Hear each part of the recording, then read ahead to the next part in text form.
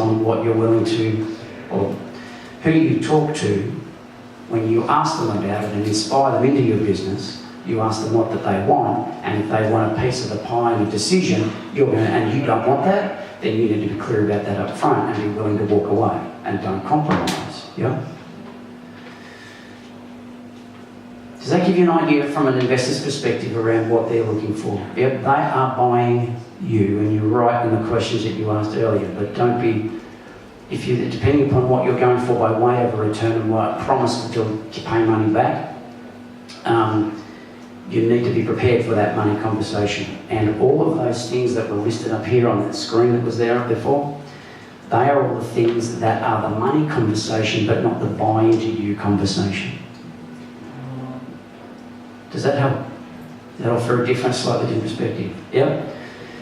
Hands up those who would take a mentor. Hands up those who would take a money with a mentor. Beautiful. Hands up those who just want money.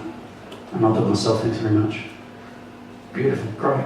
So then, given that everybody here is looking for a mentor support, yeah, who do you need to be speaking to?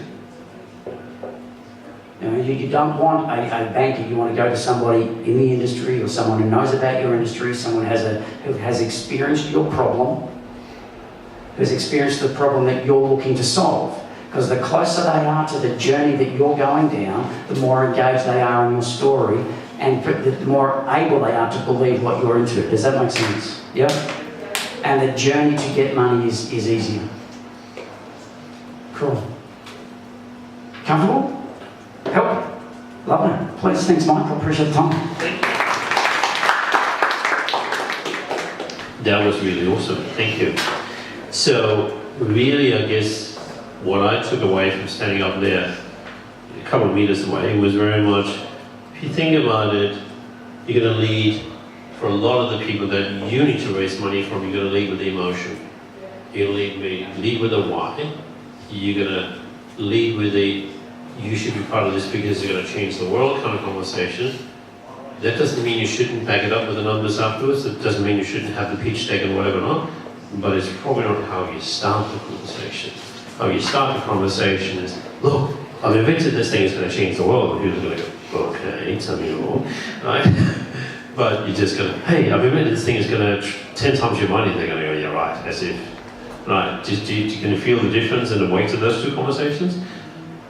The flip side of that, if they do start with the money, so if you're talking to them and they do start going, if I give you money, what am I getting back? You have to address that up front.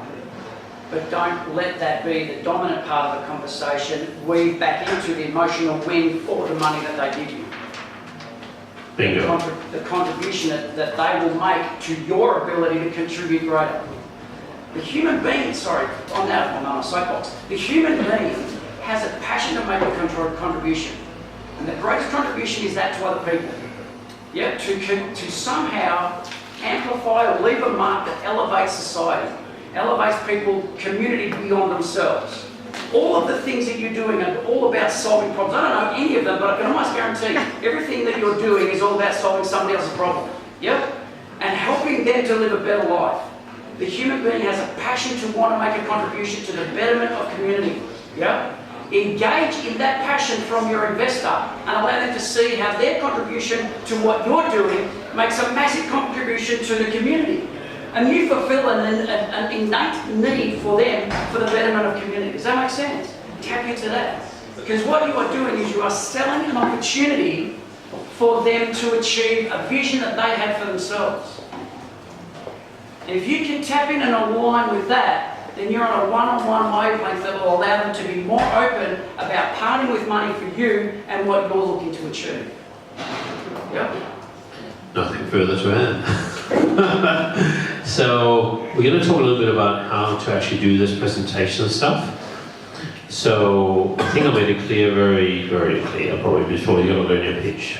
So the purpose of this then pitch deck is to actually not pitch. The purpose of the pitch deck is to actually not use it. It's a learning tool. You can, if you use it well, it's a very, very effective learning tool. So here's the reason why I don't want you to pitch. And if some of this is a repeat from 2 weeks ago, it's because this is really important. most people in Australia don't like to be sold to. Would that be true? We don't really like to be sold to. We like to buy stuff, we don't like to be sold to. So if you also think about the fact that you are about to engage with an investor that are likely, if things go well, will stay on you or with you on the journey for a couple of weeks, yeah? A couple of months, a couple of years. No shit. It's a relationship. You're dating. Sorry about the bad news. But you're going to be dating your investors. You're going to sell them something. Why? Because it's very likely you're going to hang out with them for the next 5 years. Now you can do a little bit of selling. You might buy them a drink. That's quite all right. You can buy them lunch. That's not prohibited. Indeed, a lot of people are used to, they have to buy their coffee or lunch or whatever for everybody else, and they would actually probably quite enjoy the other way around. Indeed, I actually know people that are coached to get deals because they said, swap the scenario around, sneak up to the back of the restaurant, pay for the bill before they have a chance. They came back to me and said, God, we're close to a contract. We're talking about a recording contract. Oops. So there's always fun to swap things around. You got to know people in the industry. Now, why am I saying that? It's because if you imagine you're sitting, let's say take your kind of thing, we're flying around with half dead people up in the air, right? Or at least it looks like. I looked at your video and I go, oh my God, the way we treat people. But imagine you knew nobody in airlines, that you knew nobody in emergency services. And I'm coming to you as an investor, so tell me more about it. Well, I'll just do this, we do that, we do this, we do that. Okay, that's nice. As opposed to, oh yeah, and I sat with blah, blah, blah, who works for blee, blee, blee, in Qantas and they do this. Oh, and I sat with so-and-so as the vice president of so-and-so. You go, whoa, this boy gets around. He talks to the right people. He has the right kind of conversation. And it's not necessarily about name dropping, but it's about someone who is right now an outsider making sure and understanding that you're actually on the inside of what it is that you're solving this problem. You're not an outsider, you're on the inside. Because generally speaking, whatever you're doing, if you're on the inside of an industry, then it's a lot easier to fix its problems because you understand what's going on inside it. And if you're on the outside, well, you have a bit of an outsider's view, which can be refreshing, but it's also really, really tough. You know nobody, you have no connections. It's a long journey. And you've got to be transparent about how those conversations are. Oh yeah, so I spoke to 6 airlines and 3 of them said this is a crock of shit, but there was 2 of them that was quite interested, and one of them, they practically signed a contract down there. Oh, that's interesting. And there's nothing wrong with mentioning the names, because what if they do know somebody that's an executive who's head airline and call them up and say, oh yeah, it's true, yeah, Andrew was here. Yeah, we really love the product. Do you think that just brought the investment deal closer? Like a lot closer? Do you see what I mean? Because it's just being transparent about what's going on. You've got to learn how to present. Now, learning how to present does not necessarily mean that you have one of these, nor does it necessarily mean you stand in front of a bunch of people, unless you should choose to.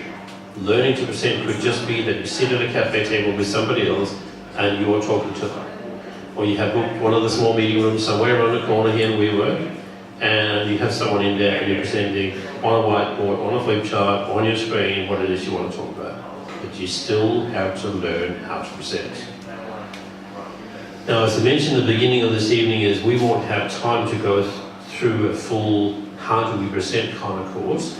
If you have a mortal fear of public speaking or presenting or talking to people, I do recommend going to things like Toastmasters. It's an age-old organisation, been around probably longer than I have, but they're actually really effective. I know people that have gone to Toastmasters for a couple of years and they come back like seriously changed human beings. And by the way, this was not a paid announcement, but it really works. And it's really all about going out there and practicing our craft. Yes? There's a free public speaking workshop in my venue around the corner next Wednesday, and you're all welcome. Fantastic, thanks for that. Use every opportunity. So this is going to sound a little bit odd maybe, but say imagine that there is a pitch night on in a couple of weeks, one of the incubators have finished their cohort and they're presenting you know, the cohort and how they've been doing. So these might be earlier stage than you are, but there's some there. They're up there on the stage and they're pitching 30 seconds or 2 minutes each. And you might think to yourself, why should I go to that? Well, first of all, you can observe how other people present. You might be ruffling on the floor and go, oh my God, that was a terrible presentation. At least you know you can do better. Because you can observe their faults. And you can go back and go, at least I'm not, oh shit, I'm doing that same thing in front of the mirror. Oh my God, am I doing that too?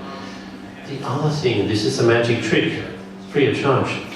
It is not unlikely that the people running that pitch might have invited a few investors to accept the pitch, because that tends to be the purpose. Okay, we want to have some evaluation, here's the hopefuls, they've got a very early startup idea, they're presenting their ideas, there's a bunch of investors in the room. Does that seem likely?